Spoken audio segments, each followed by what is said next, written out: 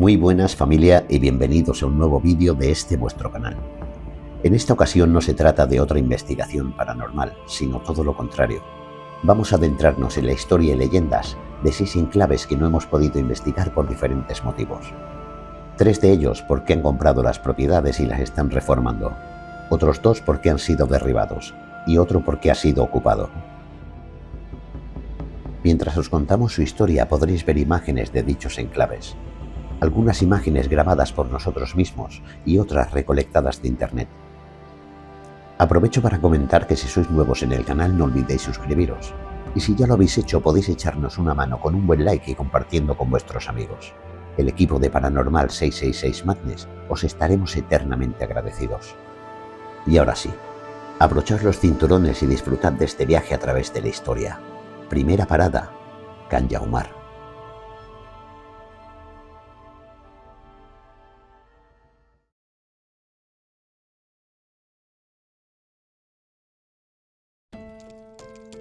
En lo alto de una colina que domina el paisaje del Maresme, entre bosques densos y caminos antiguos que serpentean hasta la costa, se alza Castell de Can Yaumar. Su silueta, con torres almenadas y ventanales ojivales, se recorta contra el cielo, evocando la imagen de un castillo medieval, aunque su historia es mucho más reciente y fascinante. Este edificio fue construido en 1923 por Manuel Yaumar Bofarull, sobre la ubicación de la antigua masía medieval Can Rafart, cuya existencia se documenta desde hace siglos. Mientras la masía servía como residencia agrícola, Yaumar decidió transformar el lugar en una residencia señorial, siguiendo la moda historicista del momento, un estilo neogótico que buscaba recrear la grandeza y la majestuosidad de los castillos medievales.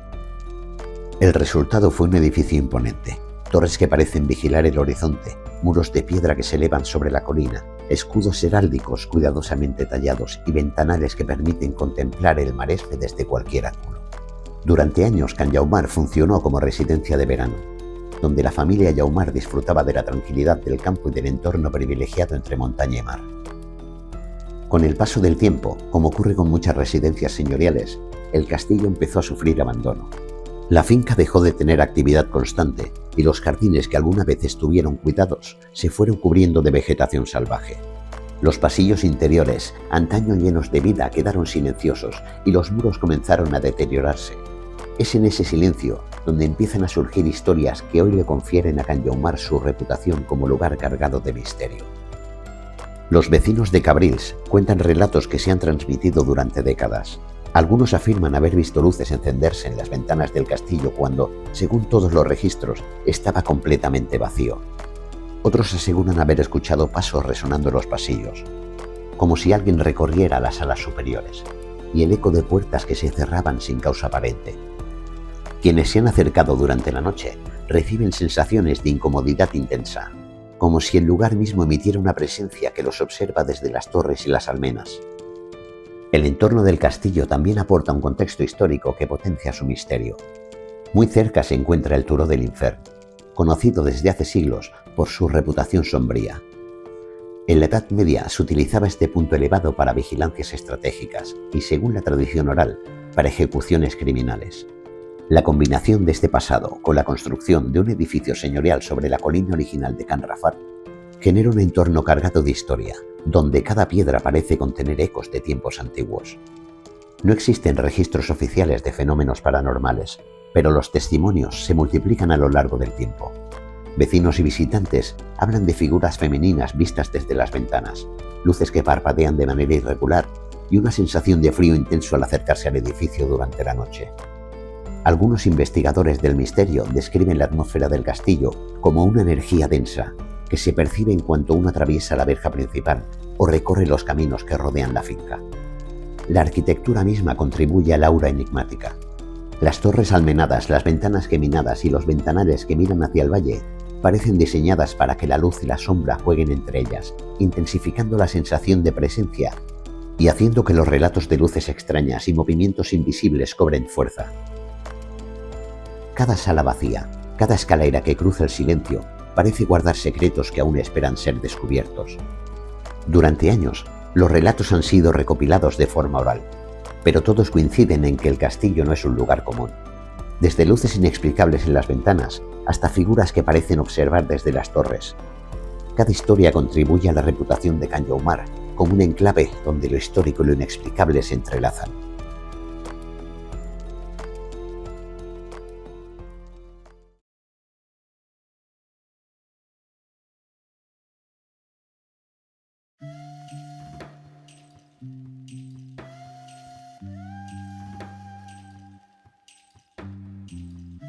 A unos pasos del asfalto y bajo la mirada constante de la autopista C58, en el polígono industrial de la Ferrería de Montcada i Reixac, Barcelona, se alza la silueta caída de una construcción que parece resistirse a desaparecer.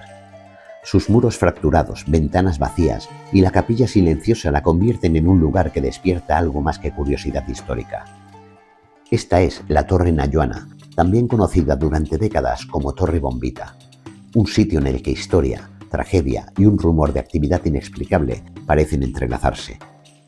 La Torre Nayuana no nació como una torre de misterio. Sus orígenes están documentados como una masía tradicional catalana del siglo XVI. Una casa de campo agrícola con grandes terrenos de cultivo que perteneció a diversas familias desde al menos el año 1514. A lo largo de los siglos, esa masía se fue consolidando como núcleo de una vida rural en el entorno de lo que sería Montcada y la antigua parroquia de Sant Iscle de les Feixes. En el siglo XIX, con la llegada de la burguesía catalana que buscaba lugares tranquilos fuera de la ciudad para veranear, la masía fue transformada y ampliada a partir de una nueva construcción. Una torre de estilo historicista, con alturas que ascienden a 5 plantas llenas de ventanas neogóticas y espacios que se abrían al paisaje de campos y viñedos. Junto a la torre, una pequeña capilla consagrada al Jesús del Gran Poder fue añadida. Un lugar de devoción íntima que más adelante cobraría un peso emocional profundo en la historia de la familia que allí vivió. El auge de la finca llegó convertido en un acontecimiento social cuando María de la Concepción Recordosa Llobet, hija de una de las familias más relevantes de la zona, contrajo matrimonio con el famoso torero Ricardo Torres Reina, apodado Bombita, el 15 de julio de 1919 en la propia torre. La boda reunió a destacadas familias de la aristocracia catalana y española, marcando un momento de gloria para la propiedad. Pero la alegría fue efímera.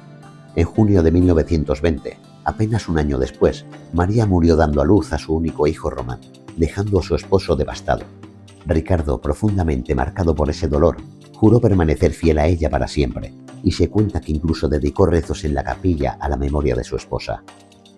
Con el paso del tiempo, la torre fue perdiendo esplendor. En 1985 pasó a manos del Ayuntamiento de Montcada i Reixac tras una cesión de la familia, y ha permanecido en un estado de abandono prolongado, con vegetación cubriendo sus muros y partes de la estructura que han colapsado lentamente por el paso de los años. Además de la historia de amor y pérdida entre Bombita y María, hay otro episodio que ha marcado la memoria contemporánea del lugar y que se ha convertido en parte del bagaje de relatos que rodean esta torre. El 11 de octubre del 2010, un hombre de aproximadamente 30 años perdió la vida dentro de la torre cuando intentaba arrancar una reja y un muro se desplomó sobre él. La intervención de los servicios de emergencia no pudo evitar el final desenlace. También hay rumores de que un niño perdió la vida tras subir al tejado y hundirse bajo sus pies. Este tipo de incidentes, junto al estado de ruina física, han alimentado los relatos de quienes sienten la presencia de algo más en ese espacio. Aunque no existen registros oficiales documentados de fenómenos paranormales avalados científicamente en la torre, sí hay testimonios y relatos de investigadores urbanos y grupos dedicados al misterio que han acudido al lugar con equipos y cámaras. Hay grupos que afirman haber vivido experiencias desconcertantes en la Torre Bombita, especialmente en el campanario y las plantas superiores. La Torre Nayuana o Torre Bombita es un lugar donde convergen hechos históricos extraordinarios, como la historia de amor y pérdida que vivieron sus antiguos moradores, y episodios trágicos más modernos que han quedado impresos en la memoria del entorno. A partir de ahí, el misterio y las historias paranormales han surgido de forma natural, entre quienes sienten que ciertos lugares pueden retener eco de emociones, presencia o energía no explicada por métodos convencionales. No hay pruebas concluyentes en sentido científico, pero sí relatos y vivencias documentadas por quienes han visitado el espacio con la mirada puesta en lo desconocido. Para muchos, esto convierte a la Torre Nayuana en algo más que un edificio abandonado. Es un umbral entre la historia tangible y aquello que se percibe más allá del velo cotidiano. Teniendo en cuenta que nos fue imposible acceder al estar en obras para su reforma, estamos seguros que Torrebombita seguirá siendo admirada por muchas más generaciones.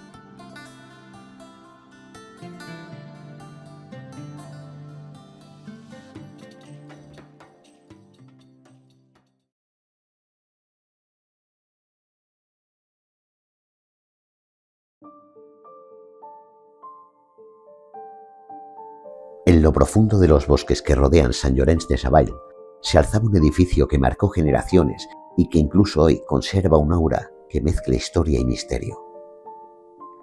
El internado Santa Teresa de Jesús fue inaugurado en 1960. Destinado a albergar y educar niñas bajo la tutela del Estado, gestionado por religiosas carmelitas teresianas. Durante más de 4 décadas, cientos de niñas vivieron allí, lejos de sus familias, en un mundo cerrado donde la disciplina y la devoción marcaban cada día. El internado estaba dividido en varias salas. Una para niñas huérfanas o sin familia con acceso muy restringido y otra para niñas consideradas problemáticas. Allí las reglas eran estrictas. Los días comenzaban con oración, continuaban con clases, tareas y ejercicios de disciplina y terminaban con rezos en la capilla. Para muchas niñas, este espacio era hogar y escuela, pero también escenario de tensiones, castigos y momentos de miedo. Algunas antiguas internas recuerdan castigos severos, aislamiento y normas estrictas que marcaban su infancia. Otros testimonios hablan de momentos de camaradería, juegos y risas compartidas. Esa mezcla de emociones contribuye a la energía que hoy muchos describen como imperceptible en los terrenos donde se alzaba el internado. Con el paso de los años comenzaron a surgir relatos que escapaban a la rutina diaria. Algunas niñas afirmaban ver figuras que se movían en la oscuridad de los dormitorios. Otras aseguraban sentir presencias vigilándolas desde los pasillos vacíos. Otra vio un sacerdote caminar por los pasillos, a pesar de que no había hombres en el internado. Son relatos que se transmitieron de boca en boca, creando un aura de misterio que acompañaba la vida cotidiana del lugar. En 2001 el internado cerró definitivamente. La capilla quedó vacía, los dormitorios abandonados y la energía del lugar quedó atrapada entre sus muros. Fue entonces cuando las historias paranormales comenzaron a ganar fuerza. Visitantes y exploradores documentaron susurros en habitaciones vacías, pasos resonando en los pasillos solitarios y figuras que aparecían y desaparecían sin explicación. Investigadores del misterio que accedieron al internado registraron fenómenos inexplicables. El equipo de Cuarto Milenio documentó psicofonías y sensaciones de presencias invisibles. El doctor José Miguel Gaona narró cómo escuchó claramente responder una pregunta con un simple yo en un lugar que estaba completamente vacío. Otros investigadores relataron sentir pasos detrás de ellos, susurros y energía densa que no podía ser explicada por corrientes de aire o ruidos externos. El internado, derribado en 2020, sigue siendo uno de los enclaves paranormales más comentados de Cataluña, un lugar donde la historia real y lo inexplicable conviven y nos recuerdan que algunas presencias nunca abandonan del todo los espacios que habitaron.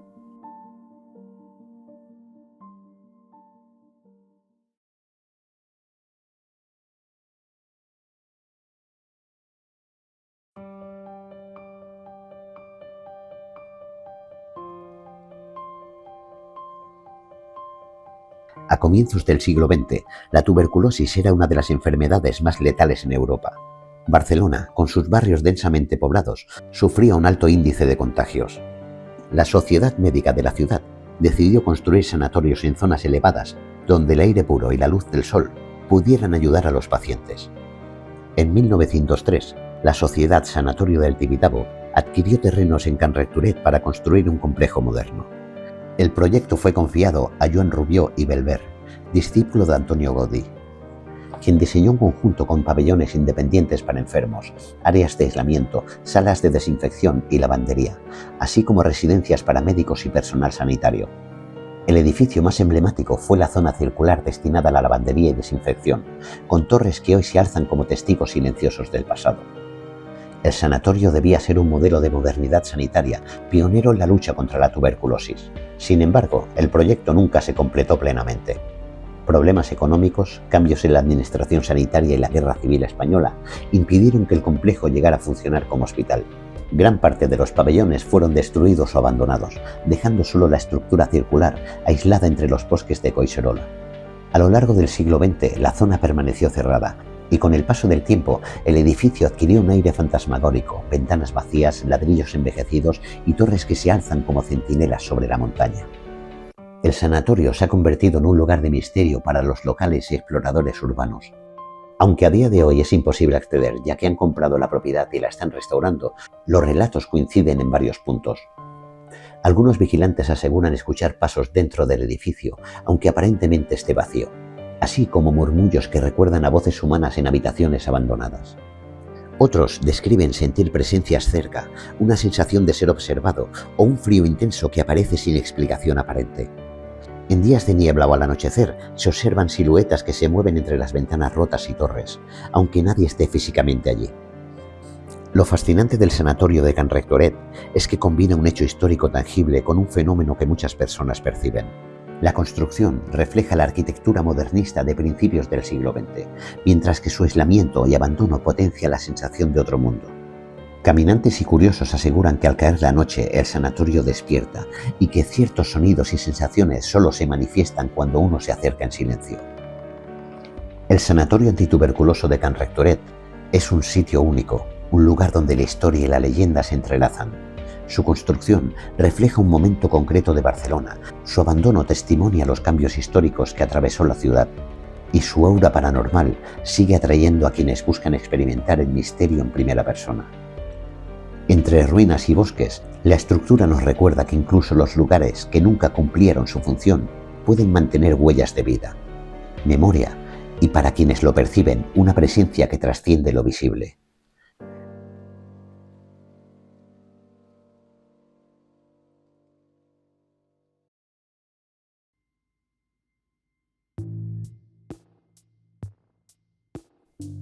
En el valle del río Llobregat, cerca de la histórica colonia Cambrós, se alza la masía de Cambrós Vell. Su silueta, recortada contra los campos y la sierra, parece resistir el paso del tiempo con una quietud que resulta inquietante. Pocos edificios en Martorell poseen la densidad histórica y a la vez el misterio que envuelve a esta construcción. Cambrós Vell es una masía con raíces que se remontan, según los registros y estudios de arquitectura rural, a la Edad Media tardía. Originalmente fue una explotación agrícola, construida sobre el terreno fértil del Valle del Llobregat. Su estructura clásica catalana, muros de piedra de hasta 1 metro de grosor, planta rectangular, techo a 2 aguas y corral para animales, permitía a sus habitantes resistir las duras condiciones del campo y las crecidas del río. La familia Bros, a la que debe su nombre, habitó la masía durante generaciones. Se dedicaron al cultivo de cereales y hortalizas, así como a la cría de ganado menor. En documentos del siglo XVIII se mencionan propiedades anexas y tierras arrendadas, lo que refleja la importancia de la finca dentro de la economía rural del entorno. Cuando a mediados del siglo XIX surgió la colonia Cambrós, impulsada por la energía hidráulica del Llobregat y el auge de la industria textil, la masía quedó integrada en un paisaje mixto, tradición agrícola y modernidad industrial conviviendo a pocos metros de distancia. Mientras los telares funcionaban sin descanso en la colonia, Cambrós Vell conservaba su silencio centenario, un recordatorio del pasado rural del valle. El siglo XX trajo consigo cambios y tensiones. Durante la Guerra Civil Española, el Valle del Llobregat fue escenario estratégico. El control del río y las fábricas cercanas era crucial. Aunque no hay registros oficiales de combates directos en la masía, los habitantes del entorno relatan que se utilizó como refugio en ciertas ocasiones y que algunos caminos próximos sirvieron para movimientos discretos de personas y provisiones. Tras la guerra, el declive de la colonia textil y el éxodo hacia ciudades dejaron a Cambrós Vell prácticamente deshabitada. La masía comenzó a mostrar signos de abandono, vigas cediendo, muros agrietados y ventanas que miraban al vacío del valle. Fue entonces cuando comenzaron a surgir los primeros relatos que aún hoy persisten. Las historias que rodean a Cambrós Vell no son recientes, se transmiten de generación en generación. Vecinos e investigadores paranormales coinciden en varios fenómenos que parecen repetirse, creando un halo de misterio que convierte a la masía en un referente del fenómeno sobrenatural en la comarca. Numerosos testimonios coinciden en la aparición de luces en el interior de la masía, sobre todo en la planta superior. Estas luces, a veces fijas, otras titilantes, aparecen sin que haya presencia humana ni suministro eléctrico. Algunos visitantes nocturnos aseguran que se perciben desde la carretera y los campos cercanos, y que incluso han sido registradas en cámaras térmicas.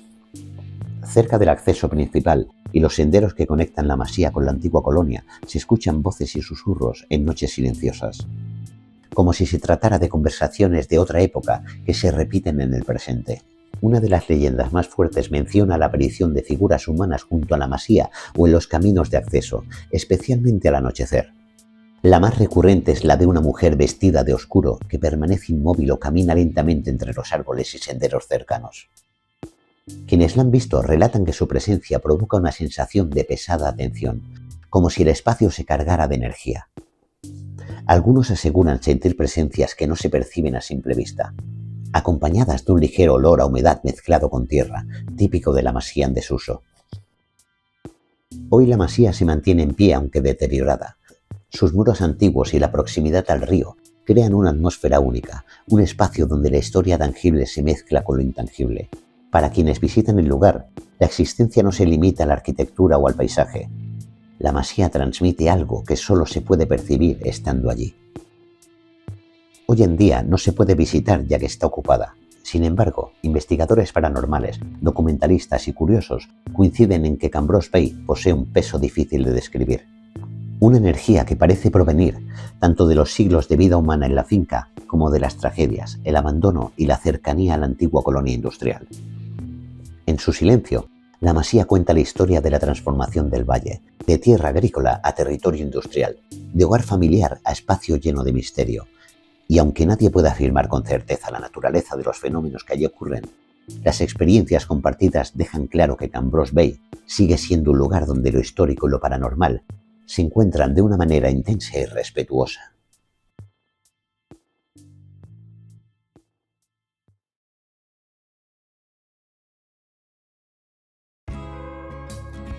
A los pies de la imponente montaña de Montserrat, durante más de un siglo se erguía un edificio que fue testigo de la vida, la decadencia y el misterio, el Hotel Colònia Puig.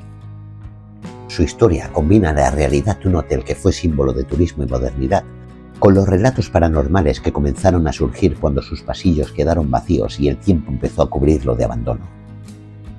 El Hotel Colònia Puig fue construido a finales del siglo XIX en pleno auge del turismo burgués en Cataluña. Situado estratégicamente en la carretera que conectaba poblaciones cercanas con Montserrat, el hotel se convirtió en un destino de veraneo para familias acomodadas y excursionistas atraídos por la montaña y el misterio. El edificio destacaba por su arquitectura elegante, varias plantas, grandes ventanales, terrazas abiertas al paisaje y amplios salones donde se realizaban cenas, tertulias y eventos sociales. Era un refugio de descanso, lujo y naturaleza. Durante décadas, el hotel fue un punto de encuentro para viajeros que buscaban disfrutar de la montaña y de la tranquilidad de la zona. El destino del hotel cambió durante la Guerra Civil Española. Como muchos edificios de la zona, fue utilizado con fines estratégicos, alojamiento temporal de tropas y punto de apoyo logístico, debido a su ubicación y tamaño. Tras el conflicto, el hotel reabrió temporalmente, pero la evolución del turismo, las nuevas infraestructuras y hoteles modernos hicieron que lentamente perdiera relevancia. A finales del siglo XX, la decadencia se hizo evidente, las habitaciones quedaron vacías, el mantenimiento desapareció y finalmente el hotel cerró sus puertas. A partir del cierre, el hotel entró en una etapa de abandono prolongada. Las ventanas se rompieron, la vegetación creció sobre sus muros y los pasillos quedaron en silencio. Fue entonces cuando comenzaron a surgir los primeros testimonios paranormales. Conductores y vecinos de la zona reportaron luces que se encendían en las habitaciones vacías, sombras moviéndose detrás de las ventanas rotas, voces y murmullos en pasillos completamente deshabitados, y sensaciones de ser observado o acompañado dentro del edificio. Investigadores urbanos y fotógrafos comenzaron a documentar estas experiencias, registrando fenómenos que muchos consideran inexplicables, como sonidos, movimientos y presencias que parecen manifestarse en el interior del hotel. La montaña de Montserrat, con su historia de peregrinaciones y leyendas espirituales, aporta una aura especial al hotel. Durante siglos, la montaña ha sido escenario de relatos que describen sensaciones y presencias inusuales. El Hotel Colònia Puig se encontraba dentro de este entorno cargado de historia y espiritualidad, lo que, según numerosos testigos, potencia los fenómenos que se perciben en su interior. Muchos de quienes visitaban el hotel afirmaban que el ambiente se sentía distinto, pesado o vibrante, como si los ecos del pasado no hubieran abandonado las paredes. El estado del edificio se volvió peligroso con el tiempo, hasta que en 2024 comenzó su demolición parcial y definitiva. Los muros, testigos de más de un siglo de historia, fueron cayendo, poniendo fin al hotel físico, pero no a las experiencias y relatos que aún circulan entre los vecinos, investigadores y exploradores del misterio. El Hotel Colonia Puig ya no se alza frente a Montserrat, pero las historias permanecen, su historia real como hotel, sus años de esplendor, su abandono y los relatos paranormales que surgieron en cada habitación vacía lo convierten en un lugar inolvidable. Quizá algún día podamos comprender todo lo que ocurrió allí. Hasta entonces, cada pared que cayó sigue contando su propia historia, uniendo realidad y misterio en un mismo lugar y asegurando que el espíritu del Colonia Puig permanezca vivo.